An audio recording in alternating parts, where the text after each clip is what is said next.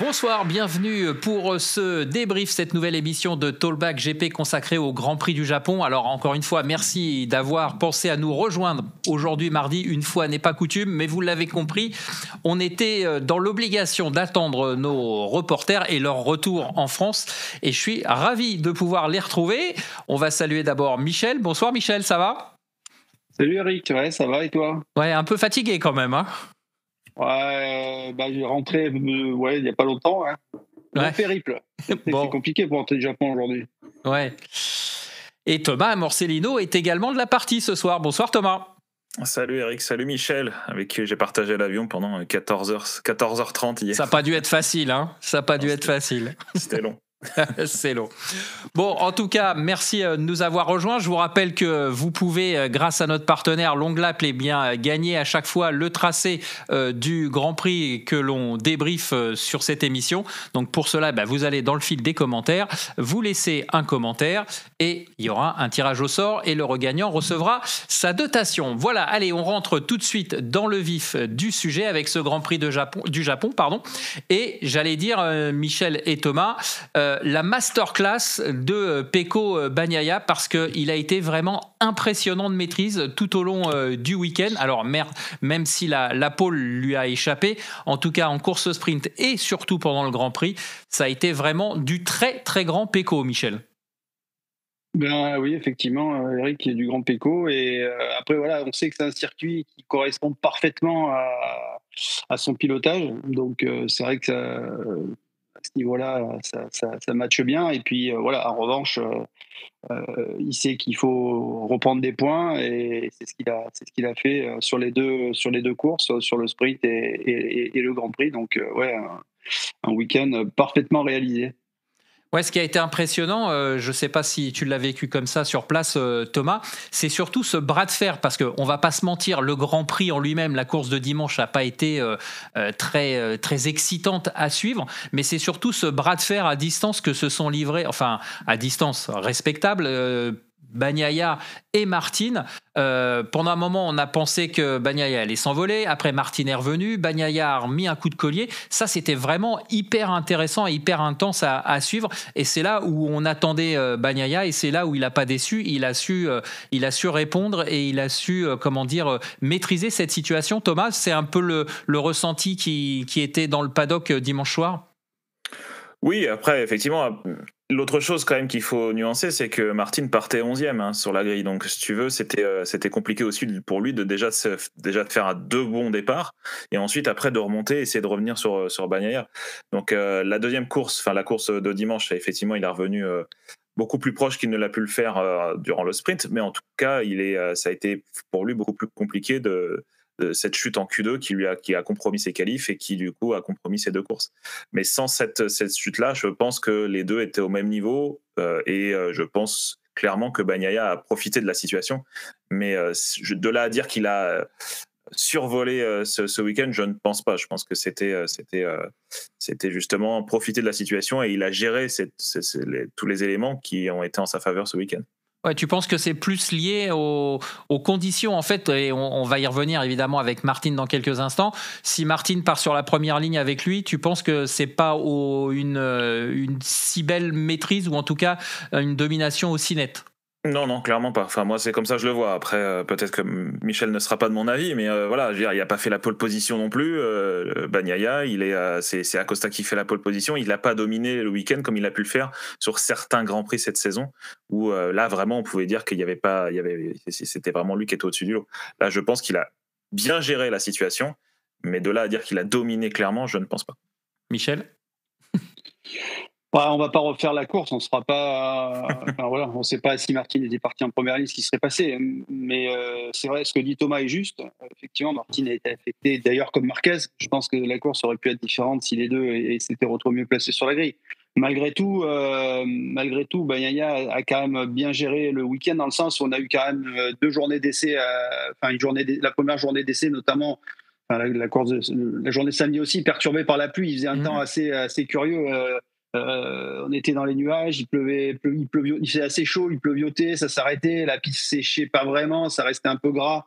Donc c'était quand même hyper facile de partir à la faute. C'est d'ailleurs ce qui est arrivé à Martin.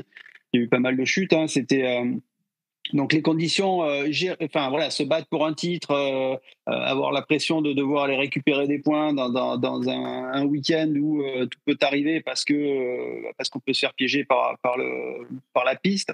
Il fallait, voilà. Après, on sait que Pecco est fort, même si il fait des bêtises. On l'a vu déjà en commettre pas mal. Il s'en remet tout de suite, quoi. Il rassasse pas ses erreurs et là, il a été très fort mentalement aussi, quoi. Donc c'est vrai qu'il a repris, il est revenu à 10 points de Martin. Voilà. Mais bon, encore une fois, moi je pense qu'aussi c'est un tracé avec ses freinages, accélération. Déjà, c'est pas un tracé qui favorise les dépassements. Et c'est un circuit qui correspond bien à ce qu'il sait faire avec cette moto. Et je pense que Martin en Australie sera beaucoup plus dangereux. On va pas parler de l'Australie tout de suite, on en parlera peut-être un petit peu plus tard. Mais voilà. Je pense que là, il a très bien profité en tout cas d'un circuit qui lui correspondait et il a fait le job. Ouais. Ouais, il a quand même, sur cette dernière phase de course, hein, je reviens sur le Grand Prix où il avait 1 seconde 8 à peu près d'avance, où on voit Martin qui revient. Là, il y a quand même eu ce bras de fer aussi, on en parlait lors du dernier débrief, où on parlait un petit peu de l'aspect psychologique, la pression, les deux l'avaient, et d'ailleurs je crois que le premier à lâcher c'est Martin parce qu'il s'est fait une petite frayeur, mais il a quand même été impressionnant. Et pour rebondir sur ce que tu disais, Michel, c'est vrai qu'il nous a réservé des fois des erreurs, et s'il y avait bien un moment de la course où il était peut-être vraiment sous pression maximale, c'était bien dans les derniers tours au moment où Martin revenait, non ? Oui, il a fait ce qu'il fallait en début de course pour prendre 1 seconde et demie d'avance. Il les a ensuite gérés, comme le dit Dardodi. Pecco est très très fort pour gérer les écarts qui peut se créer. Après, savoir perdre 2 dixièmes, en reprendre 3. C'est un truc qu'il fait très très bien. Et quand il domine, il est serein, il est très fort. Après, on l'a vu, quand il y a un petit truc qui va pas, c'est vrai qu'il a tendance un peu à chercher des excuses, à admettre aussi qu'à un moment donné, Martin admet régulièrement quand Pecco l'a battu, et comme ça a été le cas ce week-end, il a dit Pecco était plus fort. On entend rarement Bagnaia dire Martin est plus fort sur ce circuit. Donc je pense qu'ils ont cette approche un peu de leur rivalité un peu différente. Thomas, juste une petite information. Le samedi, on l'a vu perdre énormément de temps dans le dernier tour de la sprint, et on a même pensé que Bastianini et Marquez allaient peut-être même pouvoir le dépasser. On a parlé de problèmes d'alimentation, de panne d'essence. Ça a été validé, ça a été confirmé, ça, ou pas du tout ? Ou c'est lui qui a tout simplement coupé ? Là, je sais pas du tout. Ah non. Oui, non, il tombe en panne d'essence, oui. Ah oui, il est tombé en panne d'essence. D'accord. Bon. On reviendra sur les problèmes de panne d'essence, parce que je crois qu'il y a. Il tombe en panne d'essence, c'était calculé, mais il est parti. Il n'a pas fait le tour de formation avec la map Eco qu'ils utilisent tous pour économiser l'essence justement dans ce tour de formation, parce qu'il voulait voir un peu les conditions, comment réagissait la moto. Donc il a fait la course un peu sur le fil, en gérant l'essence parfaitement, puisqu'il est tombé en panne après l'arrivée, quoi. D'accord. Ouais, donc c'était effectivement un choix tactique voulu de faire ce premier tour de formation, de reconnaissance ou de chauffe, peu importe, pour avoir ces informations-là, et ça aurait pu effectivement mal se terminer, comme certains, mais on va y revenir un petit peu plus tard. Alors, on va parler évidemment, parce que les deux sont liés, on va parler de Jorge Martin maintenant. Donc, il reste en tête, il a toujours 10 points, mais on a compris, en fait, c'est un petit peu comme Marc Marquez sur les rendez-vous précédents. C'est sa Q2 qui se passe mal, il y a la chute, et forcément le week-end en découle, le déroulement du week-end en découle, même si en sprint il avait fait un super départ qu'il n'a pas réussi à tout à fait remettre en place pour le Grand Prix, et c'est ce qui explique ses performances en retrait, notamment sur la course sprint. Messieurs, écoute, non, pour moi il fait un super départ, dimanche, hein. Alors je confonds, c'est samedi qu'il a fait un mauvais départ en sprint ? Non, il me semblait qu'il était à l'intérieur. Dans les deux cas, il fait quand même un bon départ. Pour moi, il part beaucoup mieux dimanche après-midi. Oui, il est 5-6 tout de suite dimanche. Oui, c'est ça, mais après le samedi un peu moins. Il est 4e au premier tour dimanche après-midi. Donc en partant 11e, c'est quand même pas mal. Ouais.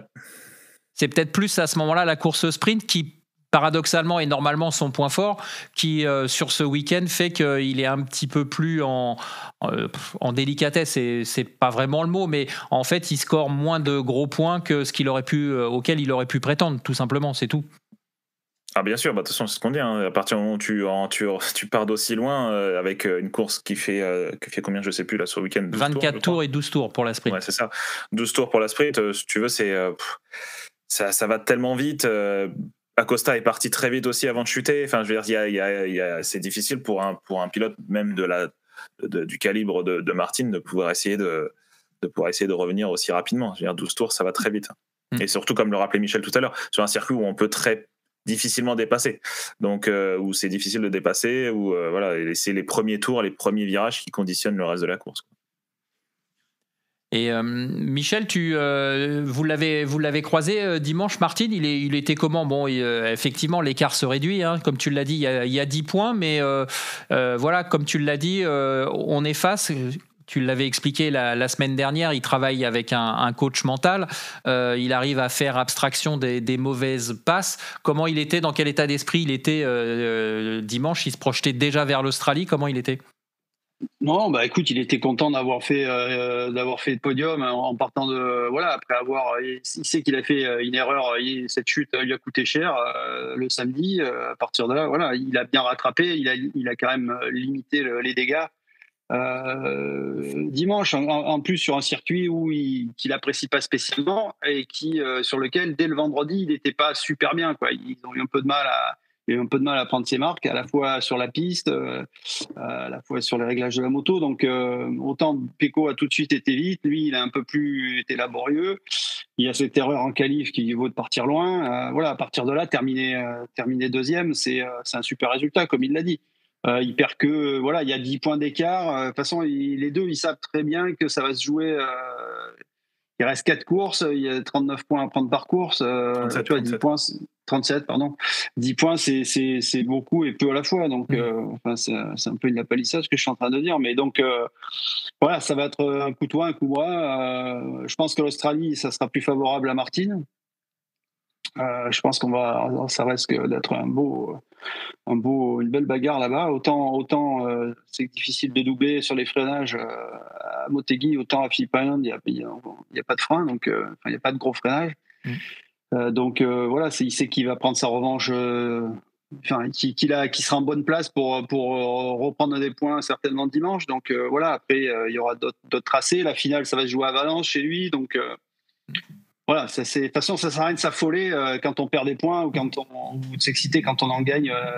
Ils se tiennent les deux, ça va se jouer jusqu'à la fin. Et voilà, je pense que l'intensité, elle va grandir petit à petit. Mais pour l'instant, voilà, ils savent gérer cette bagarre. Ils l'ont déjà vécu l'an dernier, donc ils savent comment l'approcher, quoi. Et comme l'a dit Jorge, lui, il a beaucoup progressé à ce niveau-là, quoi. Ouais, et puis Thomas, on se rappelle aussi que l'an passé, bien sûr, il y a la victoire de Johan en Australie le samedi parce que c'est un Grand Prix complètement modifié par rapport aux conditions météo, mais il est le seul à faire ce choix de partir en pneu tendre, mais sinon il avait oublié tout le monde. Donc Jorge Martin, il a ça aussi en tête, il sait qu'il est très très fort là-bas. Absolument. Puis voilà, il arrive dans d'autres dispositions. Je le répète depuis quelques débriefs, il arrive dans d'autres dispositions que la saison passée, hein, où là justement il arrive beaucoup plus proche de Pecco. Donc là il est devant, mais l'année dernière il était dans une position de chasseur. Là c'est un peu différent en termes d'état d'esprit d'arriver en Australie avec dans cette position-là. Ouais, puis le fait aussi de savoir que depuis le début de la saison, il a quand même été plus souvent devant que Pecco, et même quand ça a mal tourné pour lui, il a su redresser la situation en profitant aussi des erreurs de Pecco. Ça aussi, mentalement et psychologiquement, ça permet aussi d'être un petit peu plus serein, comme tu le disais, Michel. Écoute, ça, je sais pas. Après, on peut voir ça de différentes position, on va dire. On sait aussi que l'année prochaine, il n'est plus chez Ducati, donc c'est cette année, je ne vais pas dire que c'est cette année ou jamais, mais bon, je pense que l'année prochaine, il sait qu'il n'aura pas les outils, enfin, il risque de pas avoir les outils pour se battre pour le titre. Donc, est-ce que ça met de la pression ou pas? Je ne sais pas. Est-ce que le fait que l'idée que le numéro 1 soit sur une après l'année prochaine, est-ce que Ducati va jouer le jeu jusqu'au bout? Enfin, en même temps, comment il pourrait ne pas le faire? Voilà, il y a des c'est une situation qu'on peut voir de différents angles. Chacun peut avoir son opinion. Thomas, quelle est ton opinion par rapport à ça? Ouais, comme je te dis, on le répète depuis quelques débriefs là. C'est difficile. Alors, je pense qu'il arrive comme je disais, dans d'autres dispositions. Il est plus chasseur. Là, c'est en position de chasser. Et l'année prochaine, il est chez Aprilia. Il a l'envie de montrer que, j'imagine, que Ducati s'est trompé en choisissant Marquez plutôt que lui. Bon, voilà, son idée, c'est d'arriver avec le numéro 1 chez Aprilia. Et je pense qu'il ira jusqu'au bout avec toutes les armes dont il dispose pour essayer de battre Pecco jusqu'à la fin. Donc, après, voilà, comme disait Michel, là, il y a tellement peu d'écart entre les deux qu'une seule petite erreur peut coûter très cher. Mais l'année dernière, voilà, la course au titre s'est jouée dans le premier virage. Après quelques tours du Grand Prix de Valence. Donc ça a été...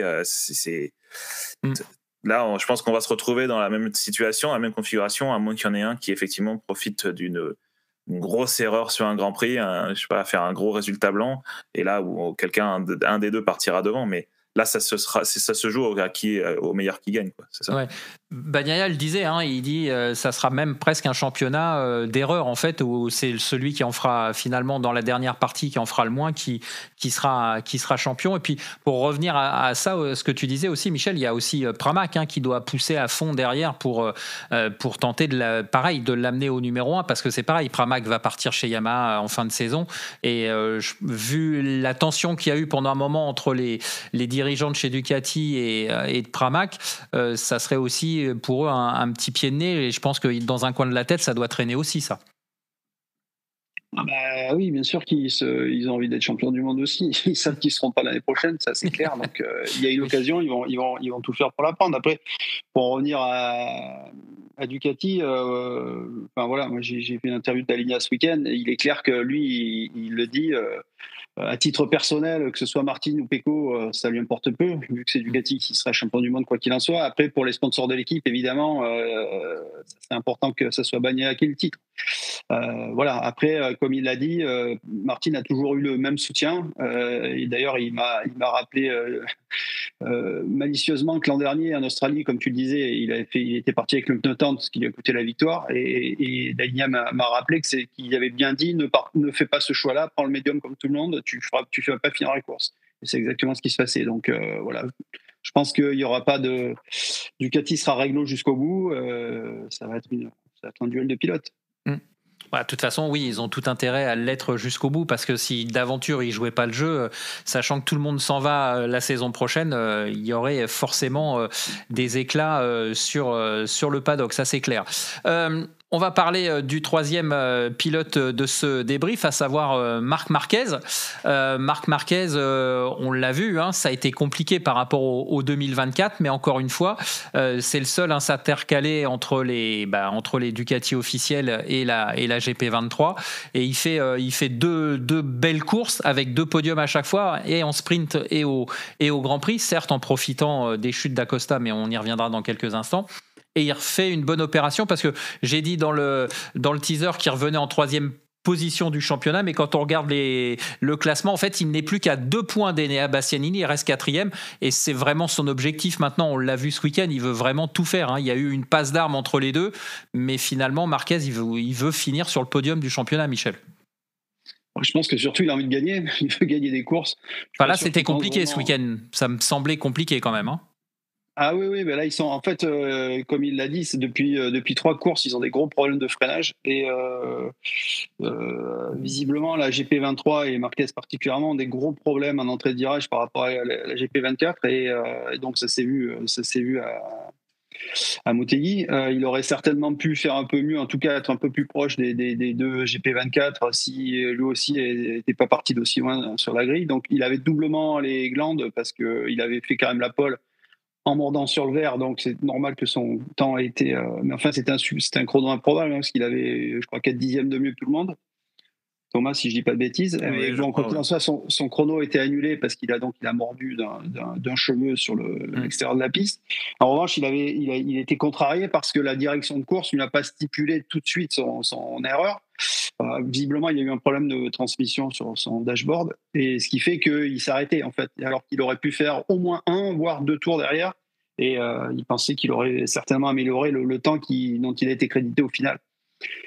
Enfin voilà, tout ça pour dire que Marquez il reste hyper fort, et qu'il va certainement se mêler. Voilà, je pense qu'en Australie il va être là. Il n'y a pas de gros freinage, on l'a dit, à Phillip Island, donc il sera moins handicapé à ce niveau-là. Je pense que la Thaïlande aussi, ça risque d'être un circuit où on va le voir dans le coup. Et puis voilà, je pense que lui il veut finir fort, essayer de gagner des courses. Il va pas faire de calcul d'aider, de savoir si c'est Martin ou Bagnaia qui va être champion du monde. Lui, il va essayer de gagner, de marquer son territoire. Et puis voilà, en étant impatient d'être à mardi après le dernier Grand Prix pour monter sur la GP25. Ouais, on le voit de plus en plus proche et souriant avec Pecco. Je ne sais pas ce que tu en penses, Thomas, mais voilà, on sent qu'il... Même comme je suis entièrement d'accord avec toi, Michel, il y a l'ambition derrière le pilote, ça c'est une évidence, et il voudra gagner, il veut marquer son territoire, mais on le sent un peu plus au contact de Bagnaia. Il prépare le terrain, selon toi, Thomas, ou c'est sans arrière-pensée? C'est une très bonne question, j'en sais rien là pour le coup, mais non, de toute façon, pour l'instant, Marquez et Bagnaia ne sont pas directement rivaux pour le titre, même si mathématiquement ils le sont encore. Mais là aujourd'hui, on n'est pas dans la configuration qu'on va retrouver l'année prochaine, ça c'est sûr. Là, l'espèce de complicité qu'on peut apercevoir de temps en temps entre les deux, le fait que Marquez et Pecco fassent le taxi l'un pour l'autre je sais plus, en Indonésie, je crois. Enfin voilà, il y a des choses qui aujourd'hui sont marrantes à voir, mais l'année prochaine, c'est sûr que si l'un des deux commence à marcher sur les plates-bandes de l'autre, c'est sûr que ça sera différent. En tout cas, c'est comme ça que je le vois. Ce sera pas, si tu veux, Marquez sera pas le bon lieutenant comme peut l'être Bastianini aujourd'hui. Ouais. T'es d'accord, Michel, évidemment? Je pense pas que Bastianini soit le bon lieutenant non plus. Je pense que Bastianini, il allait, voilà, lui aussi, il a les boules d'avoir perdu sa place. Je pense qu'ils ont tous des gros égos. Ils veulent tous battre les autres, et je pense qu'il n'y a pas de copains là-dedans. Donc il faut pas se leurrer, même si voilà, après ils savent se comporter les uns envers les autres, mais il n'y a pas d'amis là-dedans. Là. Bon, j'ai une petite question pour toi, Michel. On a vu passer sur tes réseaux sociaux une photo où tu remettais l'exemplaire de ton livre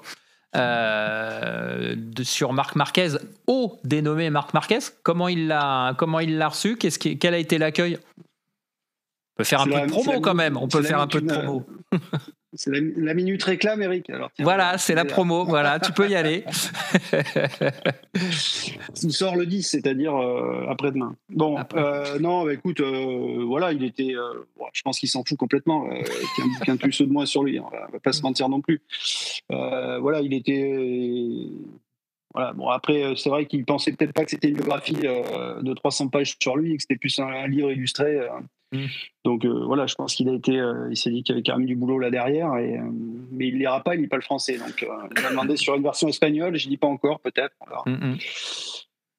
Ouais, enfin bon, il va certainement, s'il y a des passages un peu, comment dire, un peu touchy, je pense qu'il saura se les faire remonter et traduire, ça, à n'en pas douter, parce que, comme on le dit, personne fait attention à ce qui est marqué dans la presse, mais quand il y a quelque chose qui sort, tout le monde est au courant, et quand ça touche vraiment, les gens savent remonter l'information, non?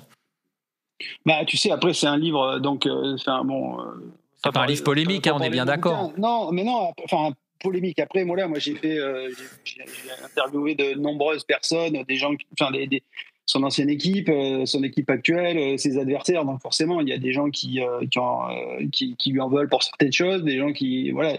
Globalement, le message est plutôt, enfin, les témoignages sont plutôt dithyrambiques à son égard. En tout cas, voilà, c'est clairement le grand champion c'est certainement un des 3 plus grands champions de l'histoire du MotoGP, n'en déplaise à ceux qui le détestent. Mais sa volonté de revenir, elle est remarquable aussi, qu'on aime ou pas le personnage. Voilà, il mérite le respect pour ça. Et je pense pour en avoir, tu vois, encore discuté avec Carcedi hier avant de monter dans l'avion. Il me disait que l'année prochaine, je pense que les gens ne réalisent pas, mais d'après lui, il va exploser. Il risque il me dit ce qu'il arrive à faire avec la moto qu'il a aujourd'hui. Et d'ailleurs, Daligna m'en a parlé aussi, parce que finalement, j'ai dit, mais alors pourquoi lui et pas Martin? Il me dit tout simplement parce qu'il est meilleur que Martin.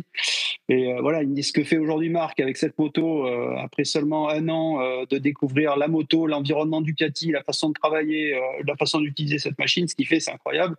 Et quand il va avoir la même moto que les autres, je pense que ouais, ça va être un sacré adversaire pour Pecco. Et je pense que ouais, l'année prochaine, alors c'est dommage qu'ils ne seront plus que tous les deux à avoir cette moto, hein, donc ça va être pour la peine, on risque d'avoir vraiment un duel, parce que quand on voit où elles sont aujourd'hui, même si Acosta a fait des belles choses avec la KTM, la moto est pas au niveau de la Ducati, la Aprilia n'est pas non plus, donc en fait la force de la Ducati, c'est qu'elle est constante par rapport aux autres motos, hein. Thomas, je pense que tu vas pas me contredire là-dessus, c'est ce qu'on dit depuis le début de l'année, c'est que non seulement la GP24 est un step au-dessus de la GP23, mais ces Ducati, elles sont constantes par rapport aux autres.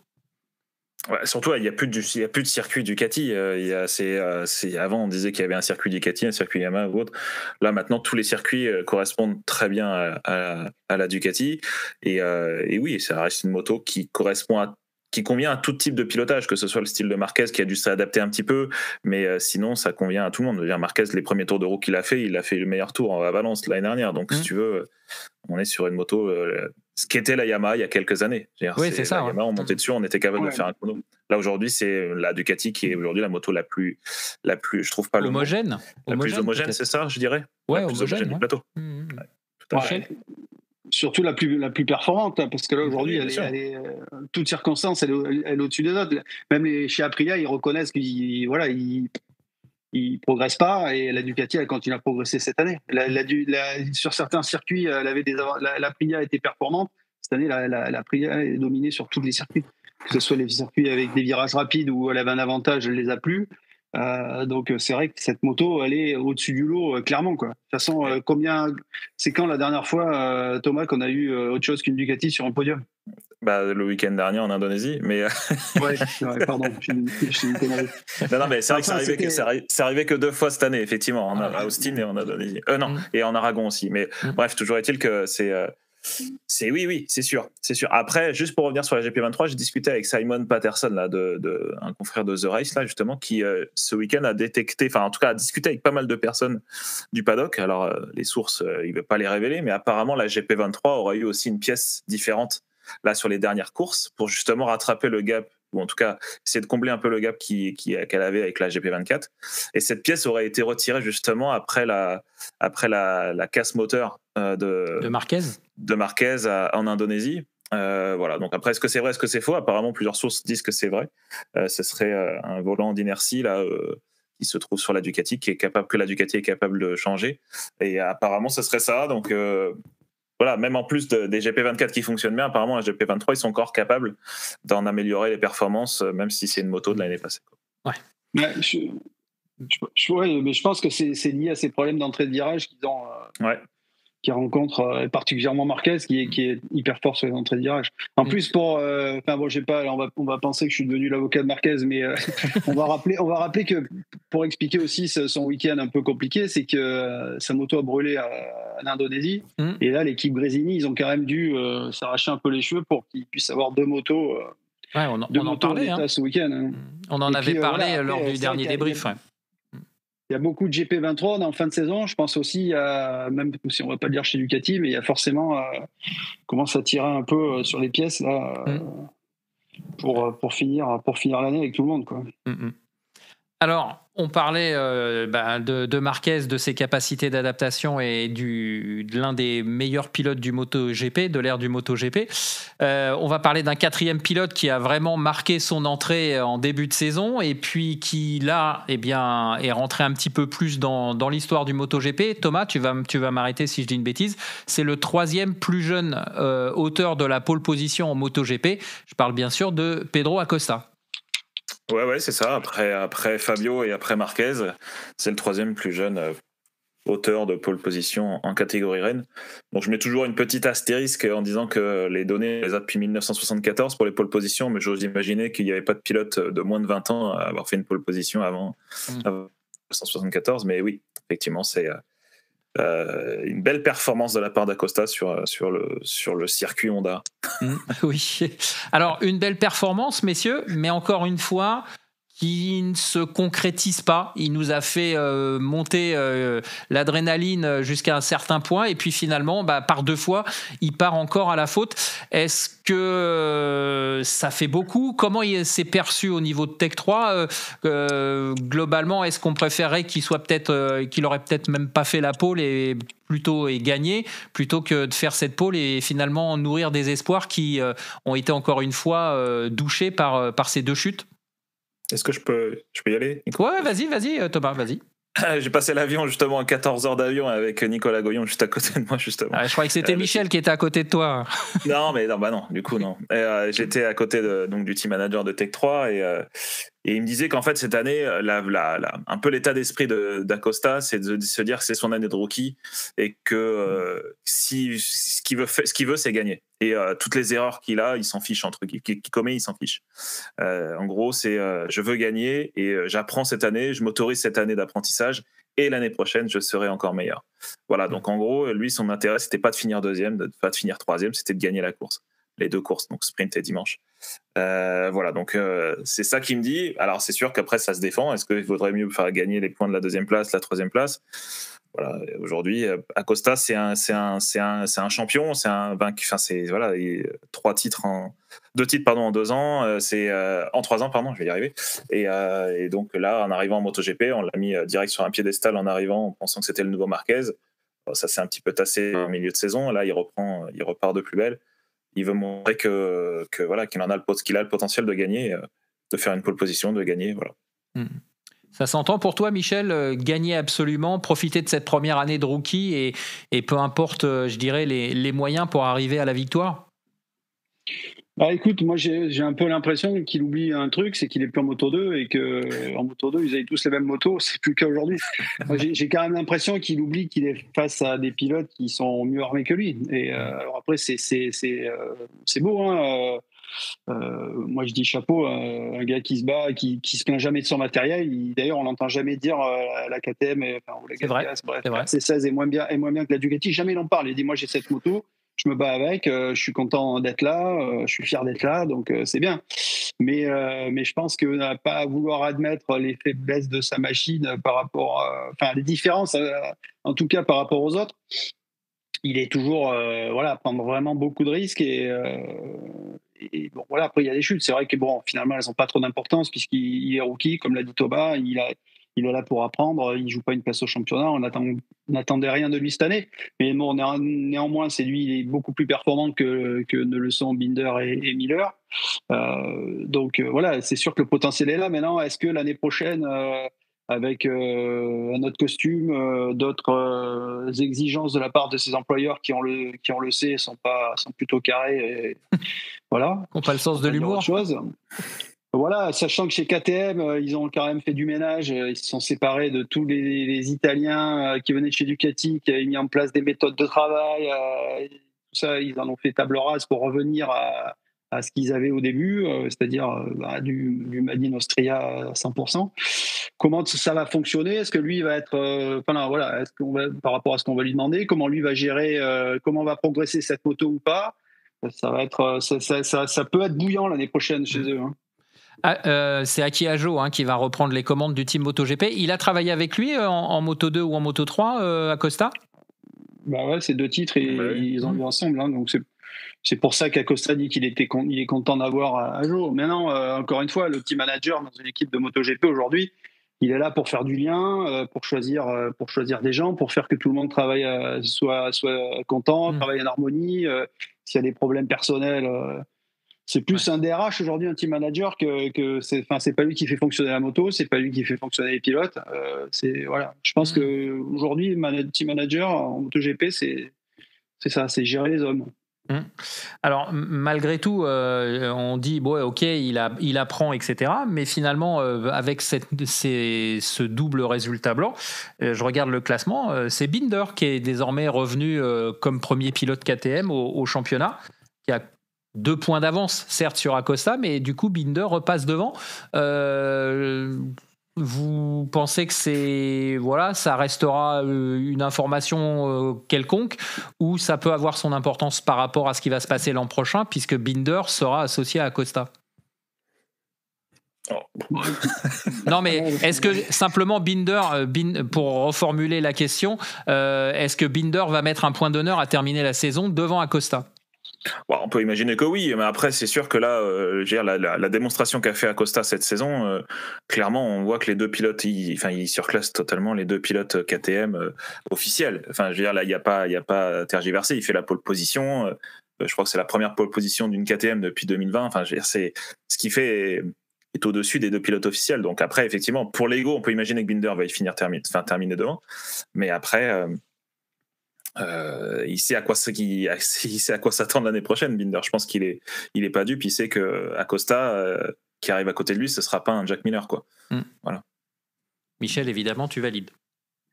Oui, complètement. Ouais. Je pense qu'après, c'est aujourd'hui la position derrière, elle est quasi, anecdotique. Ouais, puis bon, il reste 4 courses, donc je pense qu'Acosta Acosta est clairement le plus performant des pilotes de cette RC16. Donc, même si en termes comptables, il se retrouve derrière, il sait qu'il a l'ascendant, et de toute façon, il sait que les Autrichiens comptent sur lui l'année prochaine. D'ailleurs, s'il n'était pas là, ok, Binder serait devant, mais Binder, il a pas fait un coup d'éclat, contrairement à ce qu'on avait pu le voir l'an dernier, quoi. Ah bah oui, parce que Binder, si je dis pas son de seul bêtises, podium, c'est au Qatar, hein, donc. Voilà, c'est ce que j'allais dire. Hein. Hormis au Qatar, effectivement, Thomas, tu m'as devancé. Il n'y a plus un podium pour Binder, et puis évidemment pour Miller après, aussi. Après, pour la défense de Binder, c'est pas vraiment une défense, mais Binder, le problème qu'il a aussi, c'est qu'il se qualifie toujours très mal.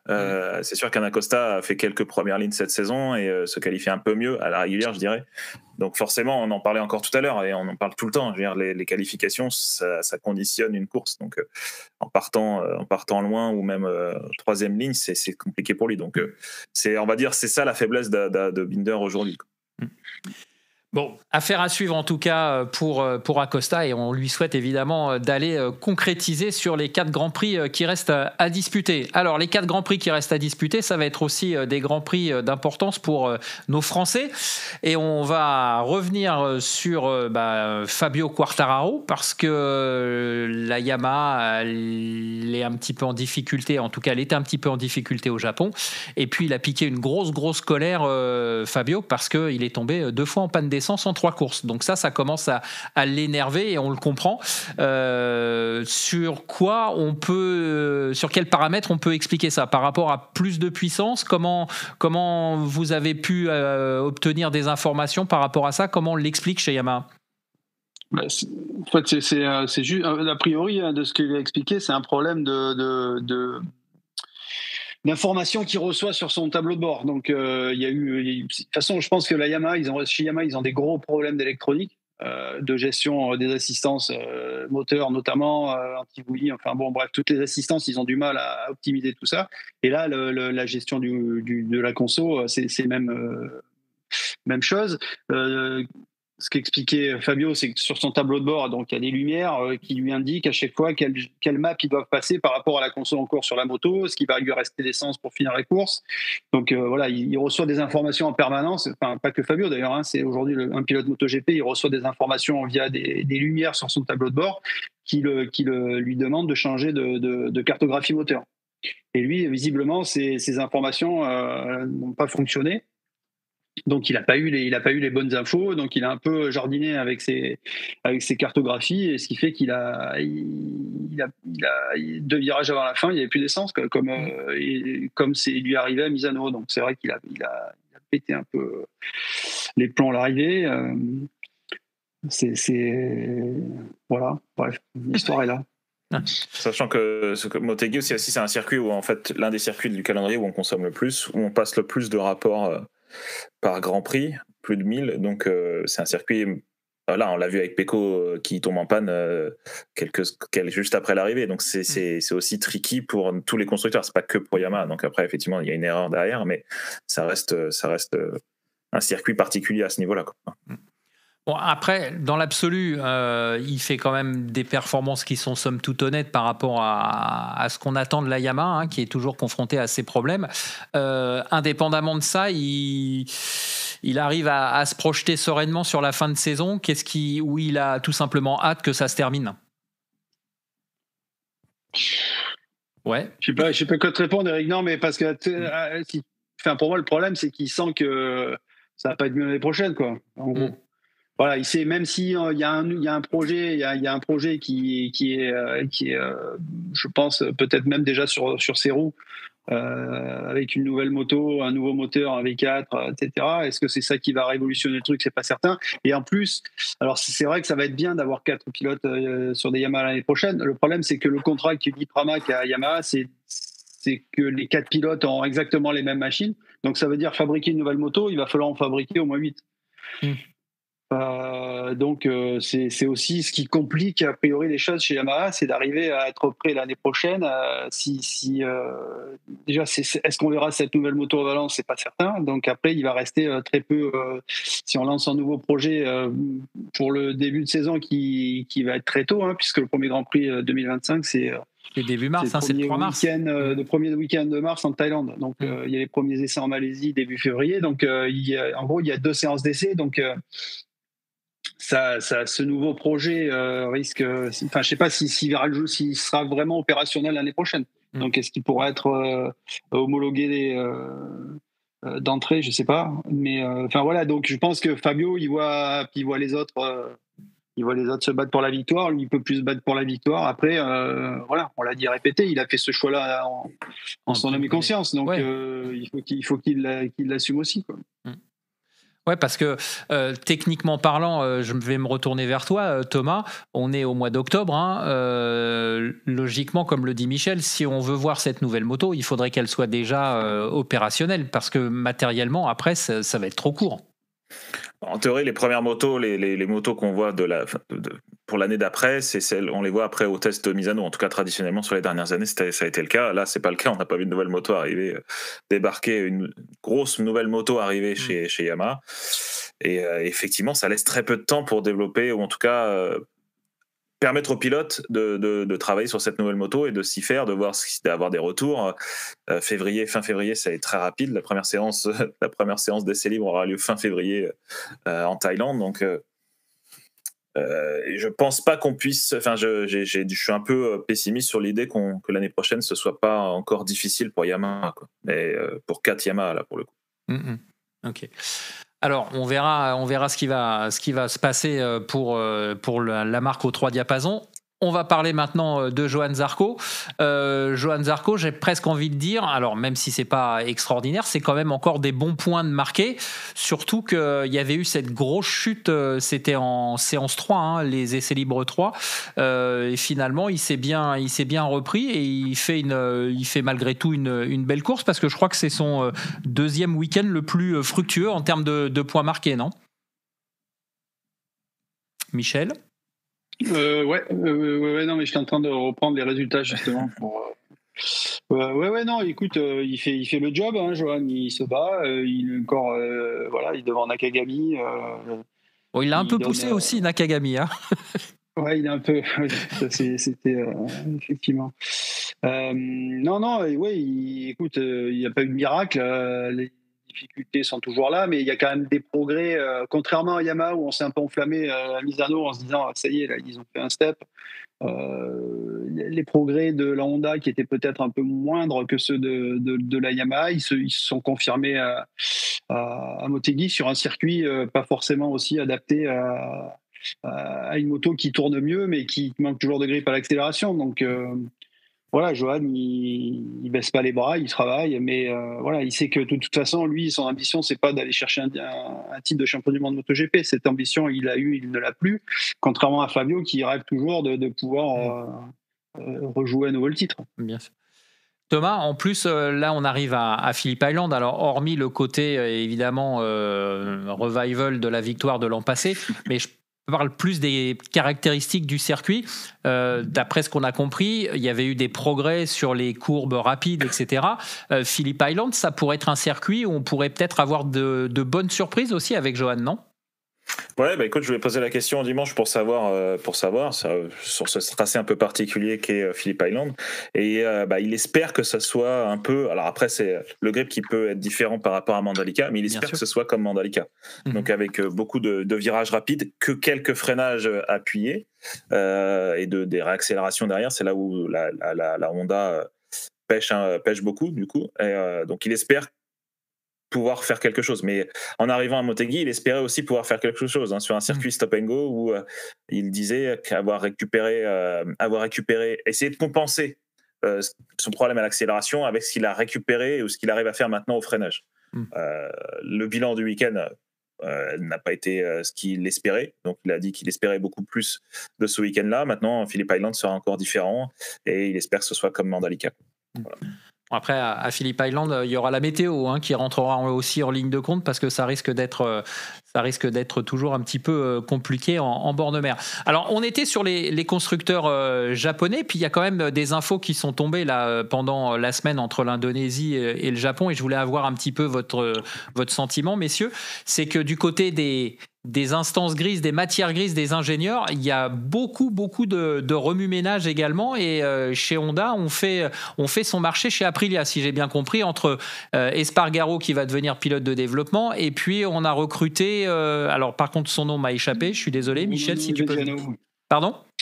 Romano Albesiano, le directeur technique d'Aprilia. Voilà. Qu'est-ce qu'on peut en attendre ? Alors, je me doute que c'est pas un seul homme qui va révolutionner la chose, mais qu'est-ce qu'on peut en déduire ? Est-ce que vraiment les Japonais ont décidé de travailler différemment, notamment chez Honda ? Bah écoute, déjà, cette nouvelle, elle a surpris tout le monde. Elle est tombée le samedi midi. Personne ne l'avait vu venir. Vraiment personne. Romano Albesiano, il a 62 ans. Il était censé partir à la retraite dans les 2 ans qui viennent. Il était censé passer la main à Fabiano Sterlachini, qui, on le rappelle, Fabio Sterlachini, c'était l'ex-bras droit d'Alina, qui avait été recruté par KTM, puis que KTM n'a pas reconduit, donc qui était sans emploi depuis le Grand Prix d'Italie. Donc il a été approché par Aprilia. L'idée, c'était de les faire travailler les deux ensemble chez Aprilia, et puis ensuite que Albesiano prenne sa retraite et laisse la main donc à Sterlachini. Et entre-temps, Honda l'a contacté et visiblement a dû lui proposer une somme suffisamment intéressante pour qu'il décide qu'il allait attendre un peu avant d'aller à la pêche. Et donc voilà, après, certainement, même si j'ai pas réussi à en avoir la confirmation, mais la chez Espargaro n'est pas pour rien dans cette approche. Puisqu'on sait que donc depuis chez Espargaro, pilote Honda de test l'année prochaine, ça c'est effectif depuis le mois de juin. Il va partir avec Antonio Jiménez en chef mécanicien.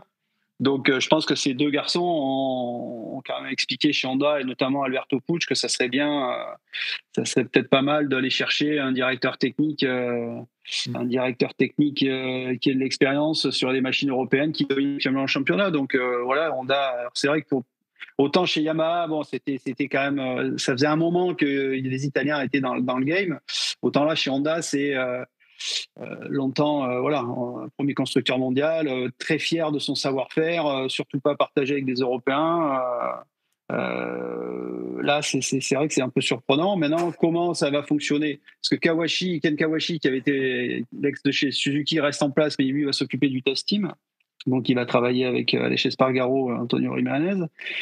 Mais après, donc a priori, ils vont ouvrir, ils vont installer une nouvelle cellule de travail du côté de Milan, là où sont déjà Yamaha.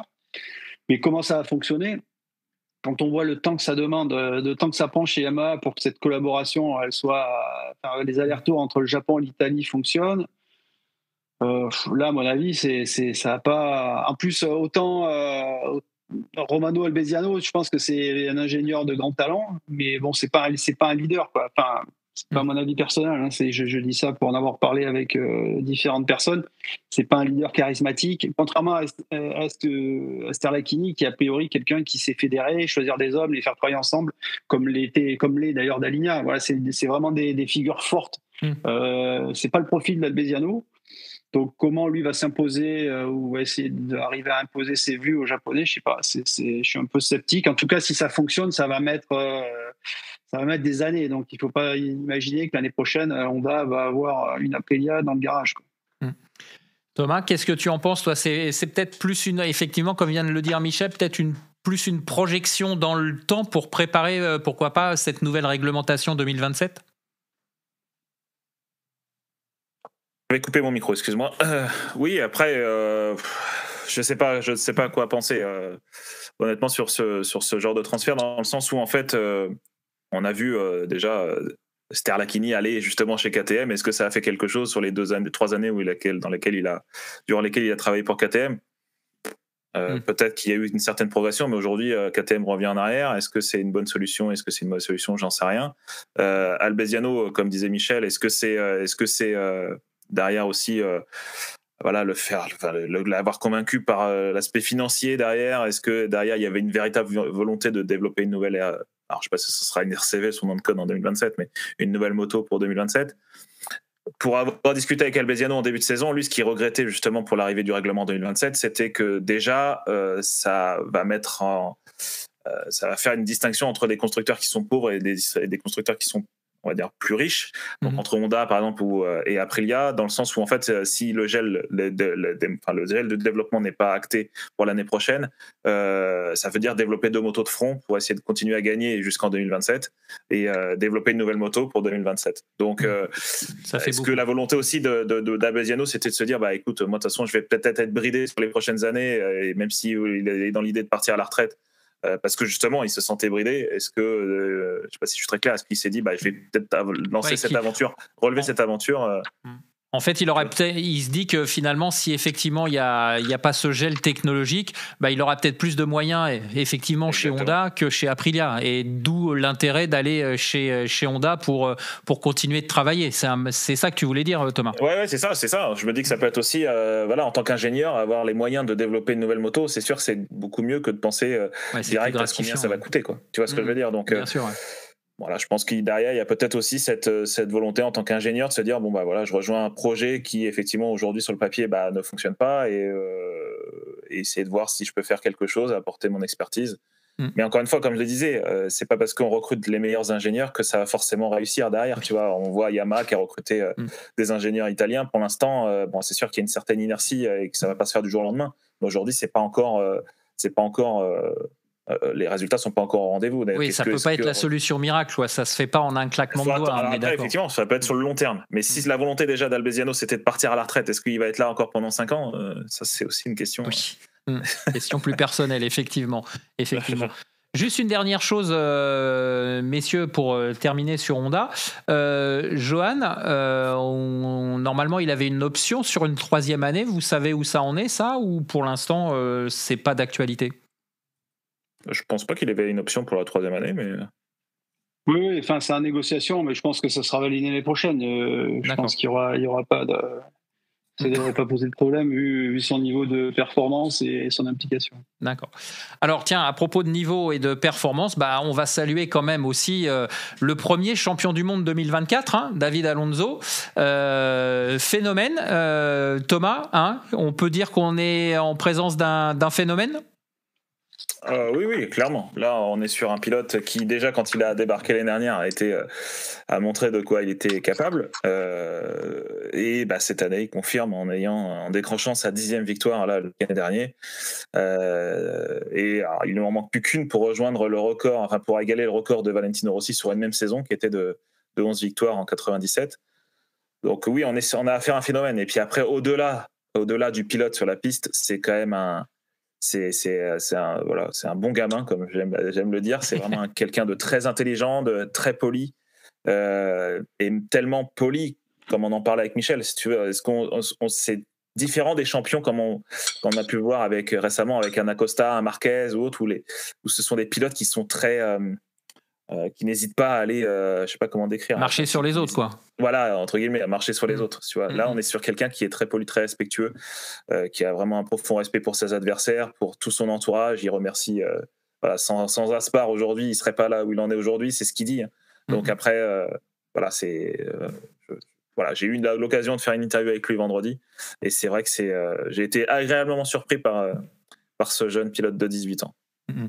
Une tête bien faite, et pour toi, Michel, peut-être même plus fort que Acosta? Moi, je pense que c'est un pilote déjà beaucoup plus complet. Voilà, Thomas disait que c'est un pilote intelligent, c'est un pilote extrêmement intelligent. Quand on en parle avec son équipe, c'est un pilote qui sait tout le temps, il cherche tout le temps à progresser. Il veut apprendre. Il est passionné par l'apprentissage. D'ailleurs, il a encore remercié. Il passe son temps à remercier. Là, il a remercié les profs de son collège. Avec qui il apprend. C'est une éponge. Il passe son temps à poser des questions. Là, Bagnaia a raconté. Il a demandé mais qu'est-ce que tu manges dans la course le matin du titre, qu'est-ce que tu manges quand tu te réveilles avant le Grand Prix. Il cherche toujours à chercher ce qu'il va pouvoir faire qui va le rendre plus fort. Il apprend 3 langues étrangères. Il pose des questions en permanence à tout le monde. Et puis il est super. Quand il est arrivé après son titre, il est rentré dans la salle de conférence de presse, il est venu serrer la main de tout le monde, il était applaudi. Enfin, il rayonne. C'est un gamin. En plus, c'est un gamin qui vient pas. Il a commencé évidemment la moto très jeune, comme toutes ces générations. Mais c'est pas son père qui l'a poussé, parce que son père s'intéressait pas à la moto. Donc il a découvert, il a eu envie de faire la moto. Son père lui a dit bah ok, on va essayer. Voilà. Après, c'est aussi sa mère est colombienne, son père est donc espagnol. Il est né à Madrid. En Espagne, je crois que c'est Madrid. Ouais. Bref, c'est un profil atypique, quoi. Et pour la petite histoire, son numéro 80, c'est dû le 8 qui est le signe de l'infini. Et qui, voilà, pour lui, c'est l'infini, c'est parce qu'on peut toujours faire mieux, toujours progresser jusqu'à l'infini. Donc c'est une belle histoire. Donc voilà, il a le talent et la façon dont il gère ses courses, faire la différence dans les derniers tours, prendre le temps il fait pas d'erreur, il tombe très peu. Je sais pas, c'est vrai qu'on s'enflamme un peu là, mais pour moi, il a le talent brut d'un Acosta, mais avec l'intelligence qui aujourd'hui est capitale dans cet univers. Donc c'est vrai que moi je le connais pas particulièrement, mais pour avoir pas mal discuté avec des gens qui le suivent depuis longtemps, il est assez étonnant et il a tout ce qu'il faut pour faire un grand champion dont le charisme qui manque à beaucoup, quoi. Donc il lui reste 4 courses pour égaler, voire dépasser le record de Valentino Rossi. Donc déjà ça, on aura un aperçu. L'année prochaine, bien évidemment, il monte en Moto 2, toujours chez Aspar, c'est ça, Thomas ? Ouais, c'est ça, en compagnie de son adversaire pour le titre, qui est Holgado. Donc ils seront tous les deux chez Aspar la saison prochaine. Donc c'est un beau duo chez Aspar, parce que mine de rien, Holgado, c'est sûr qu'il a été surclassé par Alonso, mais ça a été le principal adversaire d'Alonso cette saison. Très bien. Eh bien, écoutez, c'est sur ces derniers mots de Thomas Morcellino que l'on va se quitter pour ce débrief du Grand Prix du Japon. On vous rappelle que le week-end prochain, c'est off. Ça va vous faire du bien, messieurs les grands reporters, de souffler un petit peu. Et après, c'est direction l'Australie. Et ça sera Australie, Malaisie... Thaïlande, Malaisie, c'est ça, Ouais. D'accord. Eh bien, écoutez, merci beaucoup. Merci Michel, merci Thomas. Recalez-vous tranquillement et puis on se retrouve dans 15 jours. N'oubliez pas, vous, d'aller sur le fil des commentaires pour tenter de gagner le tracé de Motegi mis en jeu par notre partenaire Longlap. Et nous, vous l'avez compris, on ne se retrouve pas la semaine prochaine pour un débrief MotoGP. Mais par contre, on vous proposera une émission spéciale qui sera consacrée au team National Moto pour la victoire en Coupe du Monde. On est allé chez National Moto dans la concession, on a rencontré Stéphane Haddad, on a rencontré les pilotes, on a rencontré des intervenants et on vous livrera une émission spéciale consacrée donc au team National Moto. Ça sera lundi soir. Voilà, on vous remercie de votre présence et de votre fidélité. N'oubliez pas évidemment de vous abonner si ce n'est pas encore fait, de cocher la cloche pour les notifications. Fastlane TV sur YouTube, il n'y a pas plus simple à trouver. Merci beaucoup, bonne fin de soirée et à très vite sur Fastlane TV.